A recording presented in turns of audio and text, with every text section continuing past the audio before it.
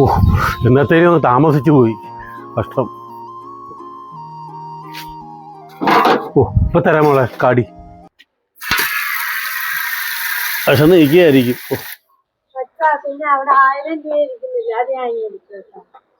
ഓ, എടുക്കല്ലേ, അവിടെ വെച്ചേരെ, ആവശ്യമുണ്ട്. അച്ഛാ ഒന്നും പറഞ്ഞാൽ പറ്റത്തില്ല. 3-4 മാസത്തെ പൈസ കൊടുക്കാനുണ്ട് ട്യൂട്ടോറിയൽ. അതുകൊണ്ട് ഞാൻ പൈസ ഇങ്ങനെ എടുക്കുക കേട്ടോ. മോളെ, പശുവിന് പാല് കുറവാ. പശുവിന്റെ അകിട് മൊത്തം വീങ്ങിയിരിക്കുക. ഡോക്ടർ ഇപ്പൊ വരും, ഡോക്ടറെ കാണിക്കണം. അതുകൊണ്ട് അതിനെ വെച്ചിരിക്കുക, ഞാൻ കടം മേടിച്ച് വെച്ചിരിക്കുകയാണ്.